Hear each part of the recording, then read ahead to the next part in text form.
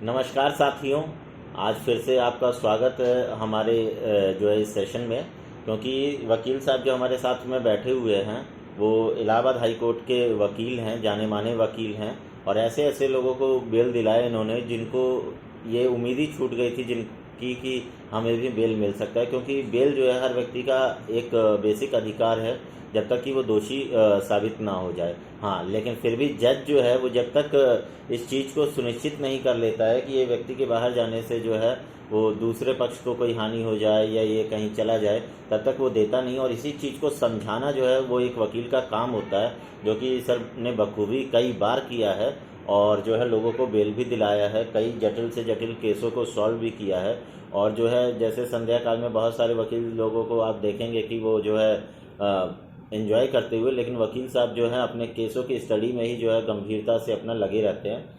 और इसके साथ साथ वकील साहब जो एक संस्था है जो कि दबी कुचली और ग्रामीण क्षेत्र की महिलाओं के लिए खास करके जो है वो कार्य करती है, उसमें भी अगर पर्टिकुलरली और प्रायोरिटी वाइज मैं कहूँ तो 12 साल के छोटे की बच्चियों के साथ जब भी कोई जघन्य अपराध होता है रेप जैसा, तो ये लोग पूरी दमखम से अपनी टीम के साथ जो है उसको न्याय दिलाने के लिए लग जाते हैं, जिसका कोई फीस वीस नहीं होती है।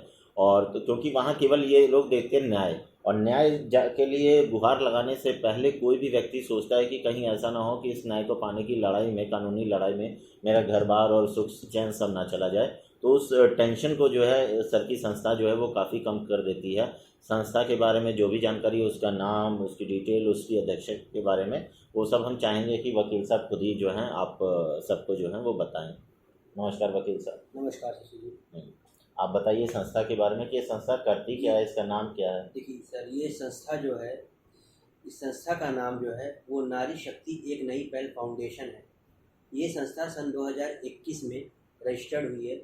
2021 से ये वर्क कर रही है। इस संस्था को बनाने का श्रेय हमारी founder Shrimati advocate doctor Nupur Dhamija ji को जाता है। उन्होंने शुरुआत से ही एक अपनी विचारधारा बना रखी थी कि देश में जो है महिलाओं के ऊपर हो रहे अत्याचार, कुछ महिलाएं जिनकी कोई गलती नहीं होती है फिर भी उनको इतना प्रताड़ित किया जाता है कि वो परेशान हो जाती हैं। तो उनको न्याय दिलाने के लिए, और क्योंकि खुद उन्होंने अपनी लाइफ में इतना स्ट्रगल किया, इतनी पढ़ाई की, तो वो चाहती थी कि हर आदमी को अपना जो एक राइट होता है वो उन्हें पता चले। उन्हें अपना हक मालूम होना चाहिए कि हमारा क्या हक है, हमें किस प्रकार से न्याय मिल जाएगा, इसके बारे में उन्हें मालूम होना चाहिए। तो उन्होंने ही जो है इसकी शुरुआत की 2021 में। तो ये मैं जानना चाहूँगा कि जो वकील साहिबा हैं जिन्होंने इसकी शुरुआत की है वो कहाँ सुप्रीम कोर्ट में कार्य करती हैं? जी शशि जी, जो डॉक्टर नुपुर धमीजा जी हैं वो सुप्रीम कोर्ट में प्रैक्टिस करती हैं। इससे पहले उन्होंने कई सरकारी पदवी पे विराजमान थी, जिसको उन्होंने जो है अपने एम की पूर्ति के लिए उस पदवी को जो है उन्होंने छोड़ा। उसके बाद उन्होंने अपने इस प्रोफेशन को आगे बढ़ाया। जब उन्होंने अपना प्रोफेशन आगे बढ़ा लिया, उसके बाद उनको ये चीज़ आया कि अब मैं इतनी सक्षम हूँ कि मैं समाज की और महिलाओं को न्याय दिला सकती हूँ। तो उन्होंने जो है इस अपने शौक़ को, अपने इस चीज़ को आगे लाया और उसको एक रूपरेखा दी। और उसी का नतीजा है कि ये नारी शक्ति एक नई पॉइंट फाउंडेशन जो है वो आज आप सबके सामने है, जो कि रजिस्टर्ड है और इसका ऑनलाइन हर जगह ब्यौरा आपको मिल जाएगा। सर इस एनजीओ में आपका रोल क्या है सर? सर इस एनजीओ में शुरुआत में जब मैं ज्वाइन हुआ था तो मैं मेन टीम लीगल सेल था। उसके बाद सर मैंने कुछ कार्य किए यहाँ पे, जिसके बारे में मैंने उनको सूचना दी। इसका उनको मेरे कार्य जो है वो अच्छे लगे। उसके बाद उन्होंने जो है मेरी पदोन्नति करते हुए मुझे प्रयागराज का डिस्ट्रिक्ट प्रेसिडेंट लीगल सेल नियुक्त किया। तो सर मैं आपसे ये भी जानना चाहूँगा कि आपकी इस एनजीओ के मुद्दे क्या क्या हैं? जैसे बेसिक मुद्दे होते हैं किसी भी संस्था जी के, जी तो इसके बिल्कुल क्या मुद्दे हैं? सर, मैं पहले आपको ये बताना चाहूँगा कि ये पहली संस्था है जो कि जो है वुमेन्स के अगेंस्ट हो रहे क्राइम को इंटरनेशनल लेवल तक डील कर रही है। अभी तक जितनी भी संस्थाएं बनी हैं वो या तो महिलाओं के एजुकेशन के लिए वर्क कर रही हैं या महिलाओं को किसी प्रकार का रोजगार देने के लिए वर्क कर रही हैं। कुछ संस्था हैं जो कि महिलाओं के एक अगेंस्ट हो रहे क्राइम को जो है वो सेटल करने के लिए काम कर रही हैं। परंतु वो संस्था भी जो है वो उतनी इफेक्टिव वर्क नहीं कर पाई थी, जिसके बाद जो है हमारी ये संस्था आई है जो कि इंटरनेशनल लेवल पे वर्क कर रही है। सर इसमें जो हमारा जो बेसिक जो हमारा एजेंडा है वो ये है कि जो भी बच्चियां 12 साल से कम उम्र की हैं उनके लिए जो है हम कार्य करते हैं। उनको किसी प्रकार का कोई भी उनके साथ अगर कानूनी या सामाजिक किसी प्रकार का अन्याय हो रहा है तो उस अन्याय की खबर अगर हम तक मिल जाती है तो हम स्वयं उन तक पहुंचते हैं, और नहीं तो जिस प्रकार से भी संभव हो या तो वो पीड़ित हमारे पास आ जाए, अगर आ जाती है तो हम उसकी बात सुनते हैं, अन्यथा अगर कोई ऐसा मिडिल पर्सन आ जाता है जो कि हमें उनसे मिलवा सकता है तो हम उनकी बात पे भी उससे जाके मिलते हैं और उनकी मदद करते हैं। दूसरा हमारा एजेंडा है कि जो इसमें एक और करेक्शन करना चाहूँगा, जो 12 साल की लड़कियां हैं सर, उनके जो हम लोग लिए जो फाइट करते हैं उसमें 12 साल से कम 12 साल से कम की जो महिलाएं हैं उनके लिए जो हम लोग फाइट करते हैं उसमें बहुत ज़्यादा हम लोग जांच पड़ताल नहीं करते, जो ज़रूरी होता है उतना, ताकि वो उतनी हरेस ना हो, क्योंकि वो बच्चियाँ होती हैं और वो पुलिस या किसी ऐसे पूछताछ से घबरा जाती हैं और फिर वो जो है वो डिस्टर्ब हो जाती हैं, उन्हें मानसिक किसी प्रकार की प्रताड़ना ना पहुँचे। इसलिए हम लोग जो है जितनी ज़रूरी है उतनी ही जांच करते हैं और उसके बाद अपनी कार्रवाई शुरू करते हैं। लेकिन 12 साल से ऊपर की जो बच्चियां हैं, जो महिलाएं हैं, हम उनके केस के साथ भी डील करते हैं और पूरे इंटरनेशनल लेवल पे भी डील करते हैं। लेकिन उन पे हमारा ये रहता है कि पहले उन महिलाओं को जो है हम लोग बुलाते हैं और या उनके पास जाते हैं, उनकी समस्या सुनते हैं, उसकी पूरी जांच पड़ताल करते हैं कि क्या वह शिकायत सही है कि नहीं है। अगर हमें लगता है कि नहीं, इसमें महिला की गलती है या वो शिकायत गलत है, तो हम उस केस को कभी नहीं पकड़ते।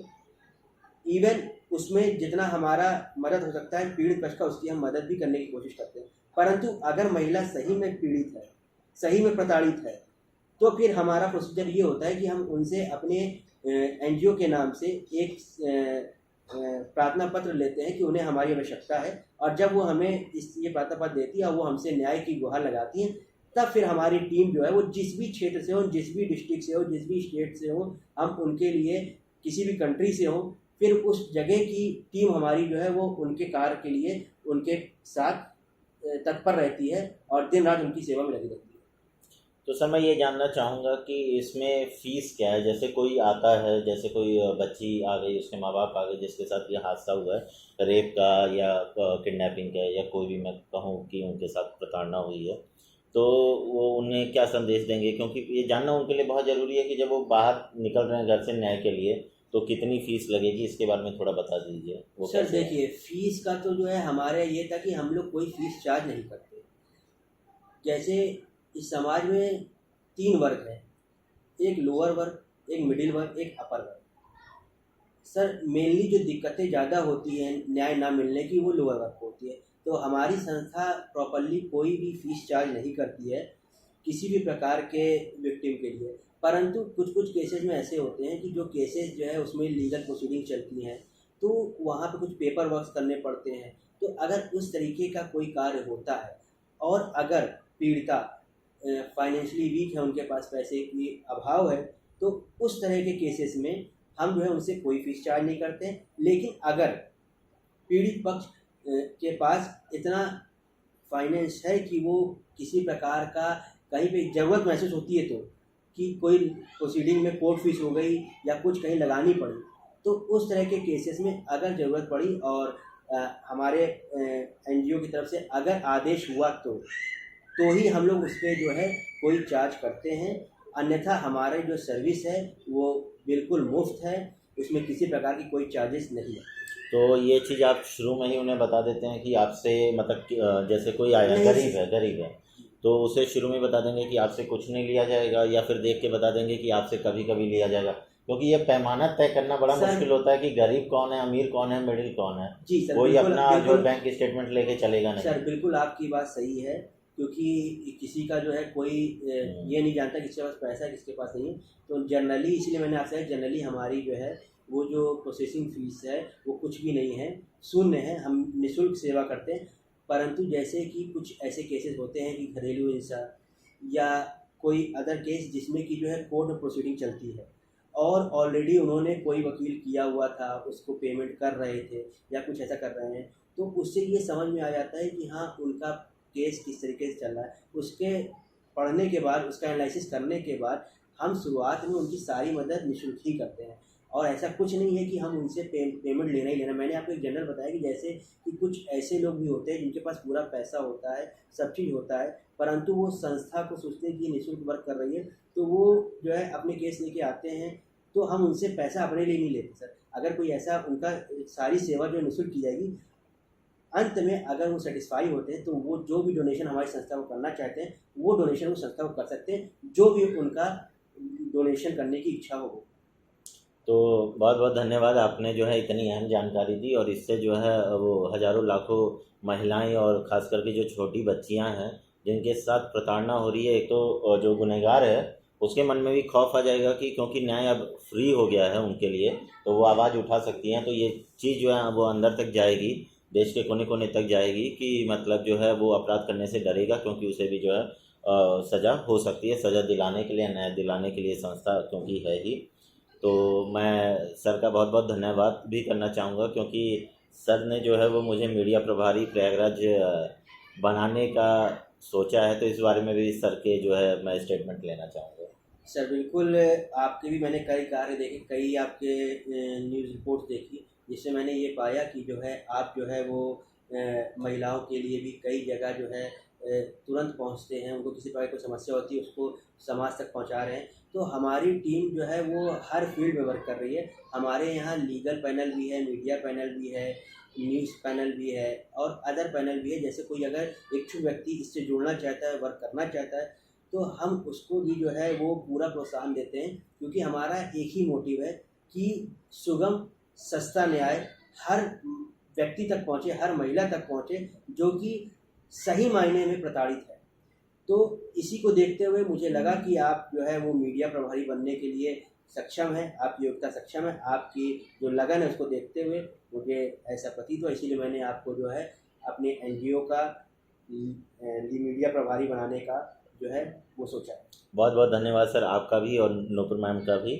एक चीज़ और जानना चाहूँगा सर, क्योंकि ये नारी शक्ति एक पहल नाम ही इसका ये है, तो ये जानना चाहूँगा कि जैसे कोई महिला है जो झूठा आरोप लगा रही, फंसा रही है या धमकी दे रही है ऐसी, तो क्या वो पुरुष जो है, जो कमज़ोर है, जिसके पास कमज़ोर वर्ग से है, लोअर इनकम ग्रुप से या पूरा क्लास कह दे, तो वो आता है, तो क्या उसके लिए भी आप जो है प्रयास कर सकते हैं, कोशिश कर सकते हैं? सर एनजीओ की बात करें तो एनजीओ की जो है वो प्रॉपर महिलाओं के लिए वर्क करती है।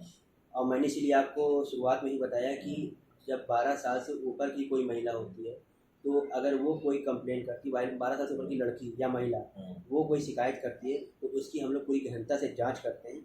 और अगर हमें लगता है कि हाँ सही में वो पीड़ित है, तभी हम उसमें अपने हाथ आगे बढ़ाते हैं। अदरवाइज़ हम लोग जो है उसमें कोई पैरवी नहीं करते, कुछ नहीं करते।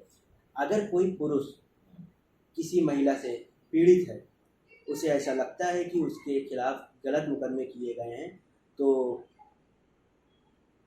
मेरे दरवाजे उसके लिए हमेशा खुले हैं।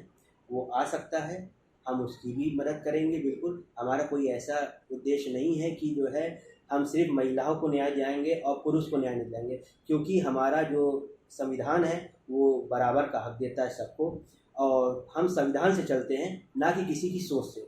तो मेरा जो है, क्योंकि मैं पेशे से एक अधिवक्ता भी हूँ, तो मेरा सबसे पहला काम है कि समाज में संतुलन बना रहे और सबको बराबर न्याय मिले। इसीलिए मैं आपसे बार बार कह रहा था कि हमारा एक ही मोटिव है कि पीड़ित पक्ष कोई भी हो, उसे सस्ता और सुगम न्याय जल्द से जल्द मिले।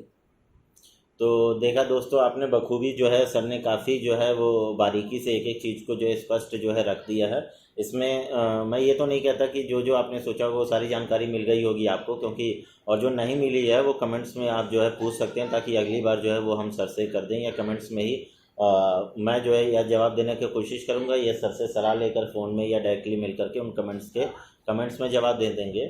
और इसके साथ ही जो अगली बार हमारी चर्चा होगी, मैं उसका भी आपको टॉपिक बता देता हूँ।